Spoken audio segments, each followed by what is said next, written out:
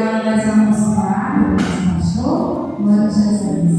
Eu gostaria de chamar o pastor Marcinho nesta noite para estar orando pelo nosso pastor, para o Senhor transmitir para nós aquilo que Ele tem reservado, guardado para os nossos corações.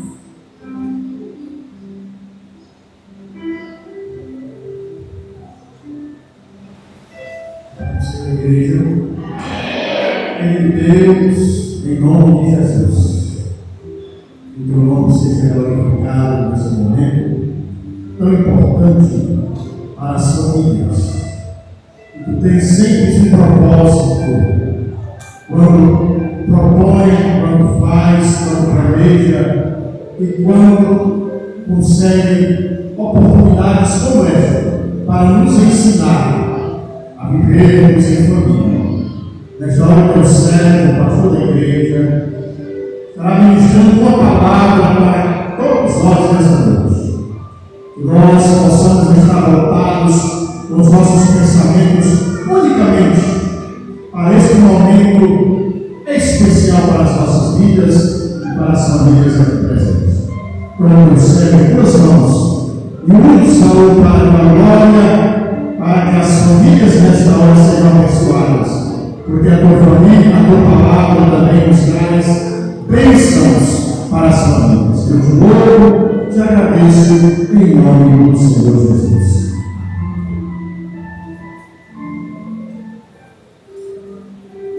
Louvado seja o nome do Senhor Jesus. Glória a Deus, Senhor. Deus querido, nessa noite, quero mais uma vez cumprimentar a todos na paz do Senhor Jesus.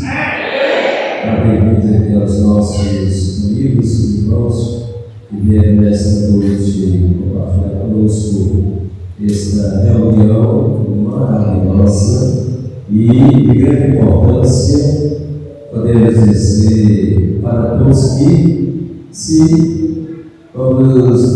que fizeram-se necessitado e carente desta reunião.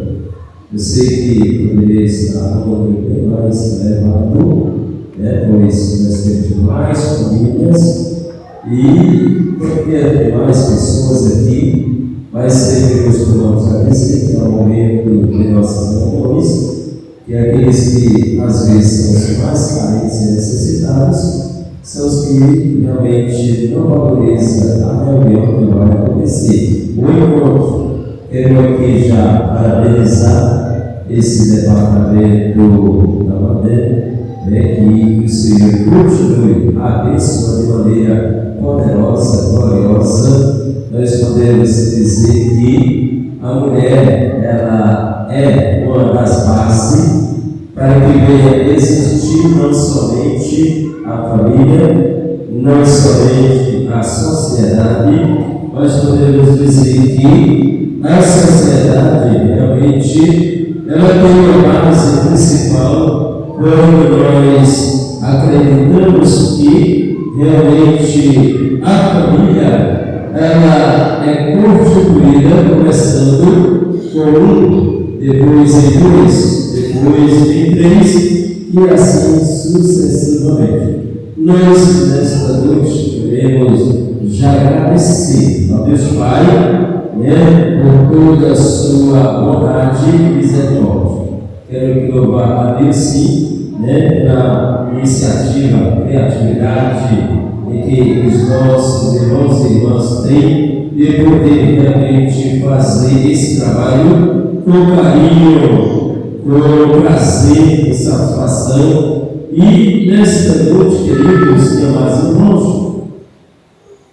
a pastora ficou me perguntando aqui, qual é o tema que você vai trazer para esse encontro entre nós, família? E eu orando ao Deus Todo-Poderoso, que tem graça, que tem misericórdia, existe na verdade entre nós, irmãos, como seres humanos, algo que nós nunca se acostumamos com a empresa aqui, a gente se acostuma, mas eu quero dizer a você que cada dia é um dia de desafio. E todo momento de desafio para o ser humano eu acredito que quando ele não tem o espírito de algo suficiente por si próprio, ele treina as bases. Louvado seja o nome do Senhor. Aí talvez você pergunte, pastor, e é assim, mesmo esse tempo que o Senhor usa o microfone, mesmo o tempo que o Senhor usa a Bíblia, mesmo o tempo que você usa a oratória sempre, vamos dizer, a pequeno número de pessoas e a grande número de pessoas na vida, mas digo para você que cada público é um desafio. E quando nós tratamos desta palavra família, eu vejo, meus queridos, como uma continuidade do projeto divino que passa aqui por nós como seres humanos, os mais fracos, os mais fortes, os mais perfeitos, os mais falhos, e a gente nessa caminhada vai aprendendo uns com os outros. E quando ela me perguntou qual é o tema, aí eu respondi e me disse que o tema seria. Vamos lá dizer aqui com vocês. Vamos mais forte. Meus queridos, uma família, ela, para ter uma base eficaz, ela precisa viver o seu sentimento. Porque a família, vamos dizer que ela pode até viver isolada da sociedade, não compartilhar às vezes os problemas da sociedade na questão, vamos dizer, coletiva. Mas a família, ela não tem como viver dentro do mesmo teto, debaixo do mesmo teto, sem viver o mesmo sentimento. Nós precisamos abordar esta palavra, porque quando não há um só sentimento, eu digo a vocês que há muito desencontro entre o entendimento das pessoas, das famílias.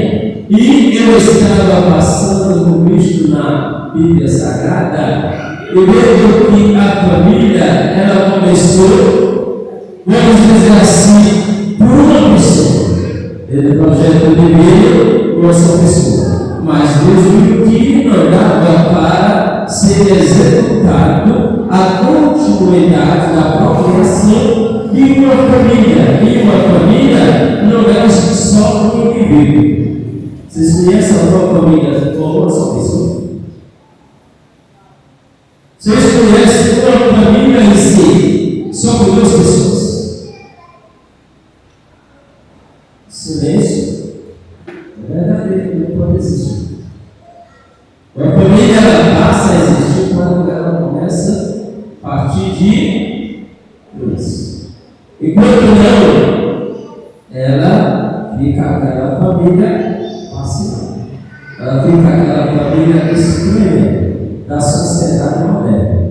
Tá certo? E criou, vamos dizer, vários títulos, considerando que simplesmente o sentimento que alguém tem, mesmo não tendo uma vida afetiva com o outro, alguém acha que pode formar uma família. Ou seja, muitas das vezes acham até que o que identifica é uma família é o sentimento. O sentimento, quando nós não temos entendimento, pode alguém associar isso ao sentimento, tá? E um animal. E alguém querer que ali é sua família, está errado. Não é verdade? Está errado. Nós encontramos no primeiro capítulo da Bíblia, quando Deus estabeleceu a família, o primeiro que ele fez o homem. Depois que ele fez o homem, continuando o seu projeto, ele fez a mulher. E daí diante, depois que ele fez a mulher, aí ele deu a liberdade aos dois para dar continuidade. Ele só fez o primeiro e o segundo. Mas qual que foi que fez o terceiro? Vocês podem me dizer? Quem foi que fez o terceiro? Foi Deus ou foi os homens? mistério, né? A formação de uma família. Primeiramente, Deus Pai fez os dois.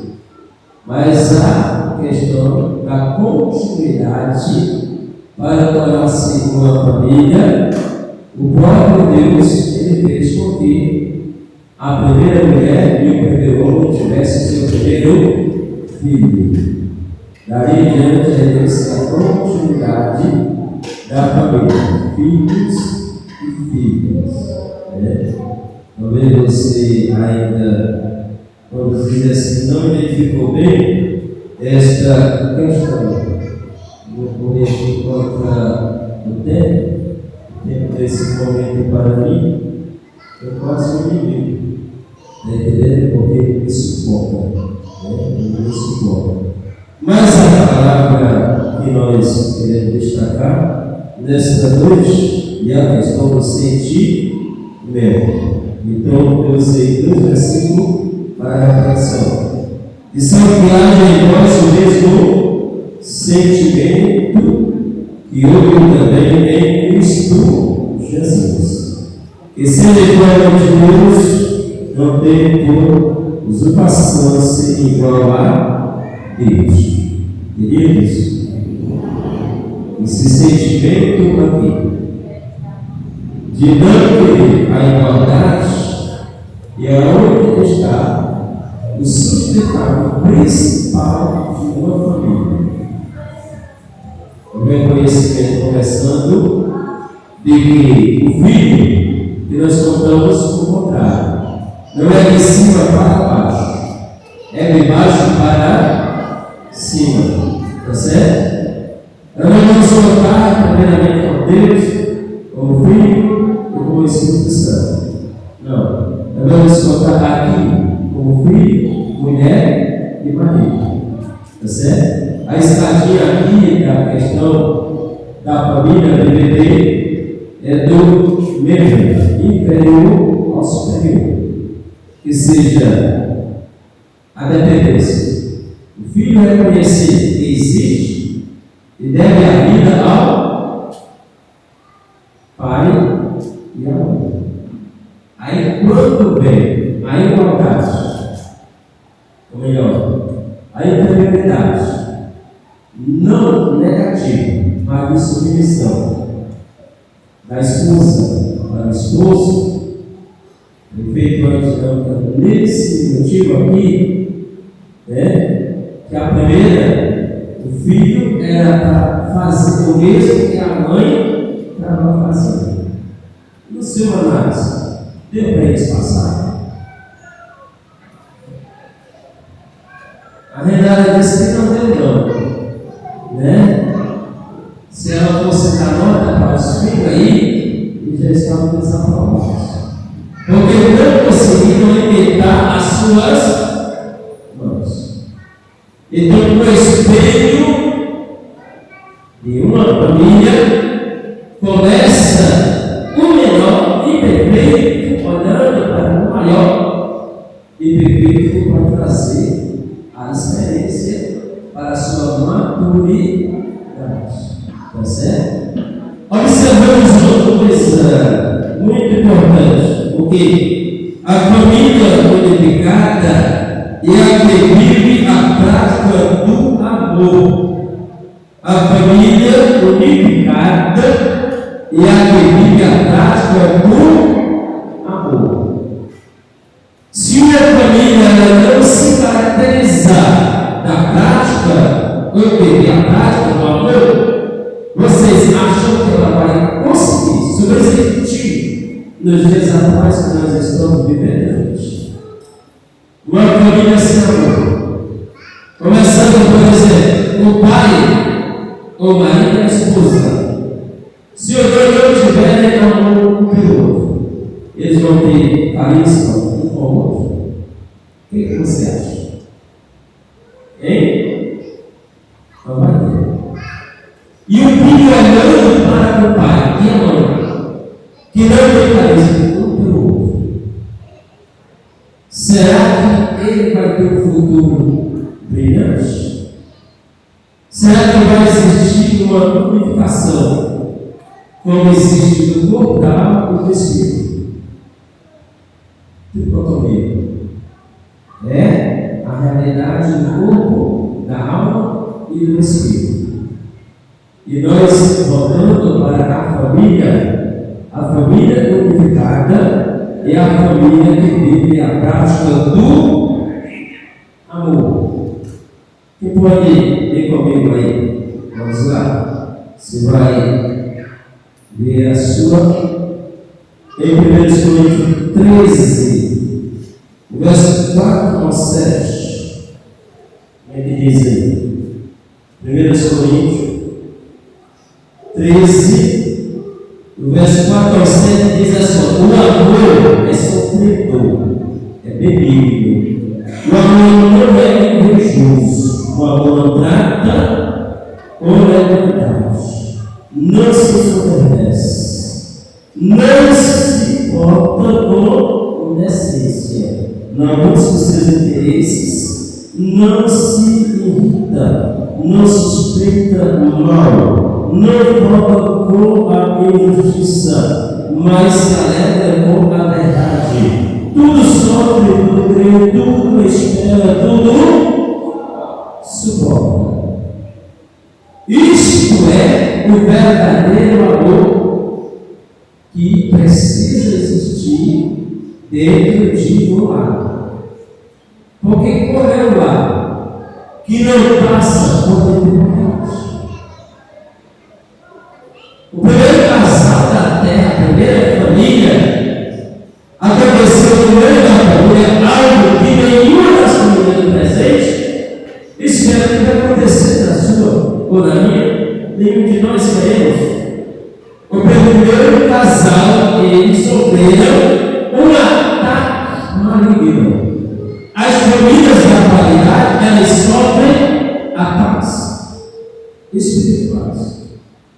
E a primeira família, que foi formada por um homem que veio a existir perfeito, nasceu grande, parecido com Deus, em perfeição, mas na semente dele nasceu alguém que deu espaço ao príncipe das trevas. Está certo? E aquele pai e aquela mãe, eu acredito que eles foram surpreendidos pelo que aconteceu em um relacionamento daqueles dois irmãos. O amor aqui, ele tudo suporta. O amor aqui, ele não usa de falsidade. O amor, segundo o apóstolo Paulo, diz que ele não é invejoso.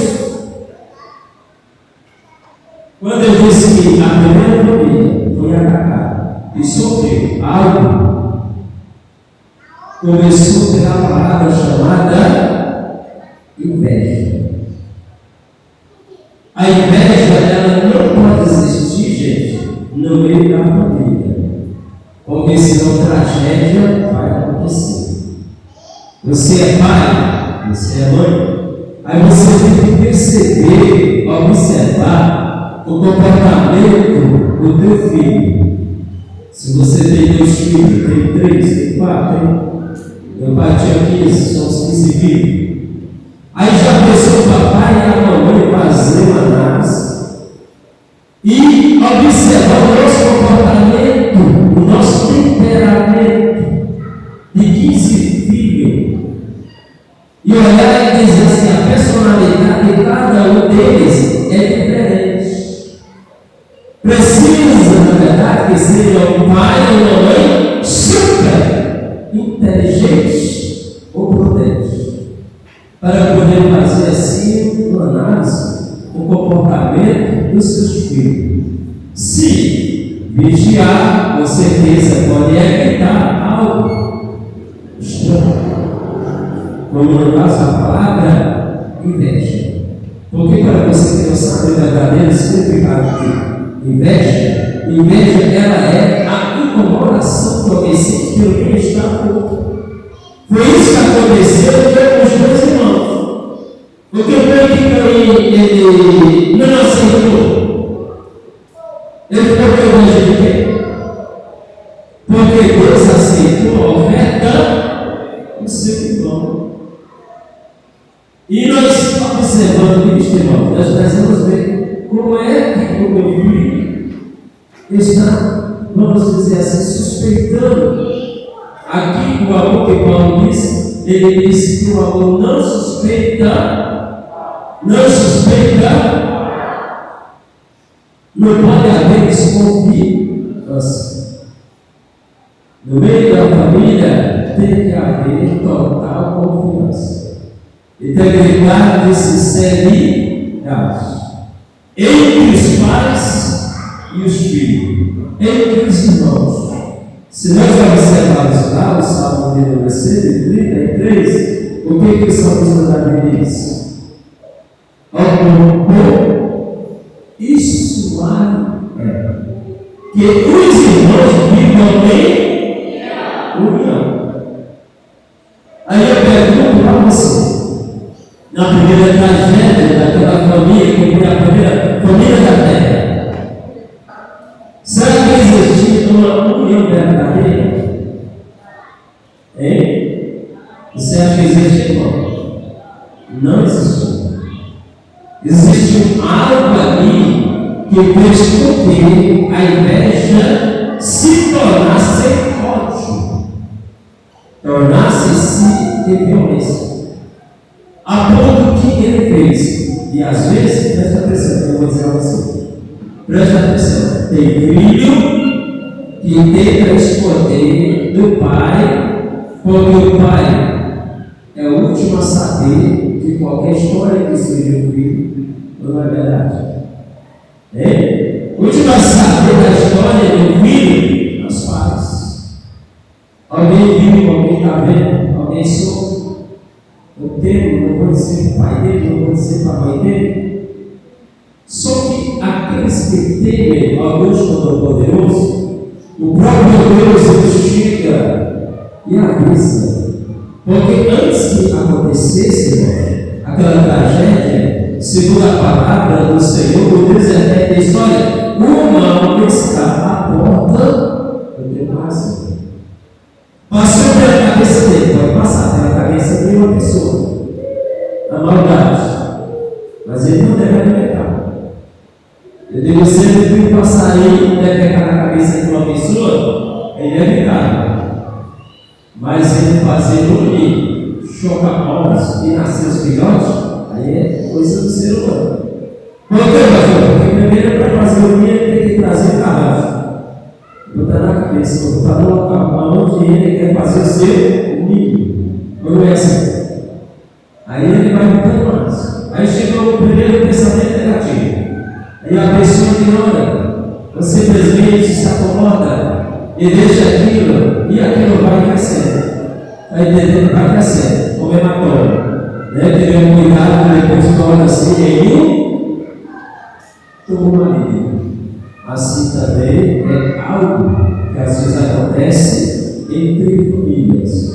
E eu digo sempre que a pessoa que procura, como fala, algo que lhe faz mal e que não tem a coragem de compartilhar com os demais, isto não é ação inteligente, não é ação de jeito nenhum daqueles que temem ao Deus Todo-Poderoso. Então, observando aqui o que Paulo disse, ele diz que não volta com a injustiça, ou seja, não se alegra com a injustiça, mas se alegra com a justiça dele. Isso aqui é um plano, então é dele.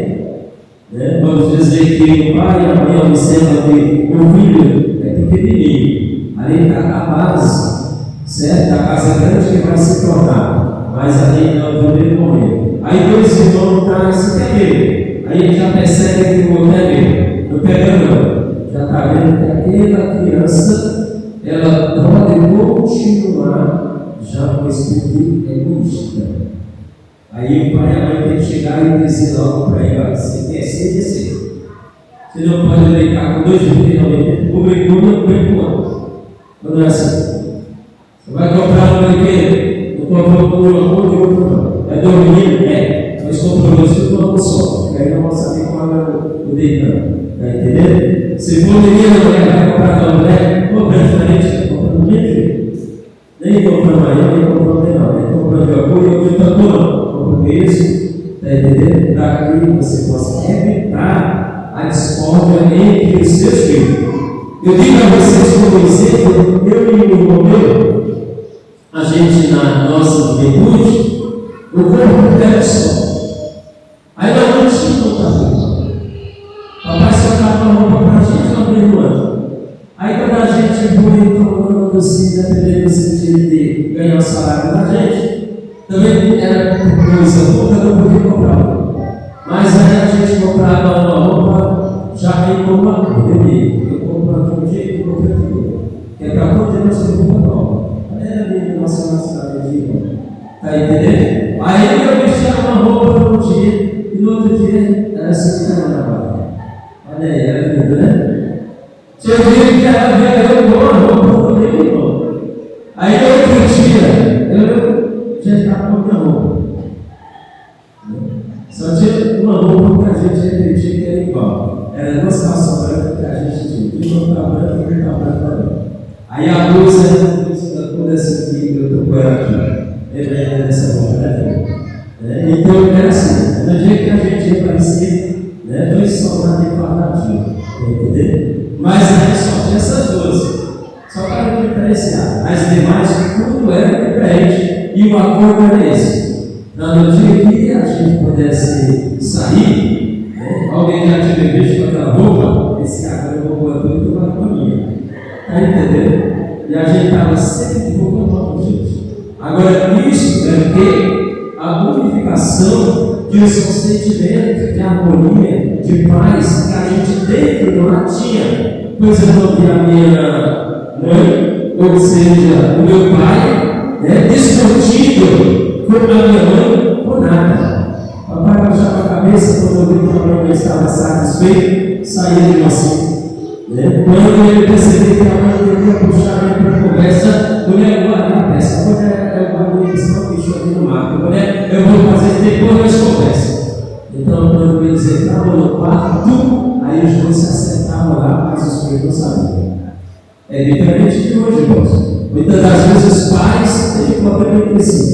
E a Bíblia diz deixar para quando entrar no quarto, fechar a porta, está os dois logo levando ao pé do ouvido dos filhos, e os filhos vão crescendo com aquela estrutura maligna. Não posso dizer maligna, mas maligna, porque deixa um péssimo exemplo e não tem com você o Espírito dos pais.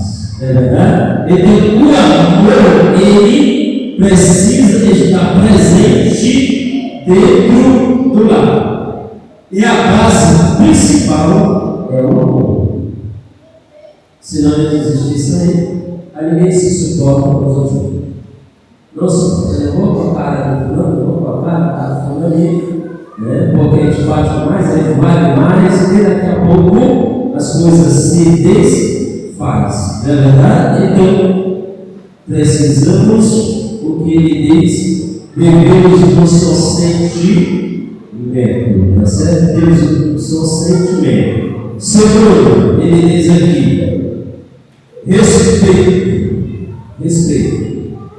Saber a base principal de uma família sadia chama-se respeito. O respeito do pai com a mãe e dos filhos para com os pais. Ou foi um casal, ou melhor, pai, que não teve comportamento para gerar respeito, e quando o filho viveu uma situação, ele ficou para coitado do filho a maldição, porque não respeitou o pai, pois o pai não teve comportamento para ele se espelhar. Depois, realmente, ficou triste a situação. Mas nós observamos na Bíblia que tem aqueles que deixaram exemplo para a família completa. Por exemplo, o salmista Davi, no Salmo 128, ele completa a família. Completa a família não separada, mas a família sentada ao redor da mesa. Como é que é isso? Quando ele está sentado ao redor da mesa, a mulher é como a videira.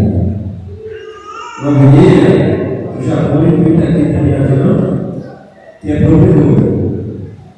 Levar até a boca dos filhos. Agora eu como pão, só que aí fica. De acertar a boca do menino, né? Porque aí está o marido aqui, mais para cá, mais para dele. Ele está orientando. Porque quem orienta é o marido. A esposa, ela está em segundo para a orientação. A esposa ela vai mais para o comportamento exemplar, não é verdade? A esposa. Mas o pai, ele serve em primeiro lugar como provedor, como guardião da família. Você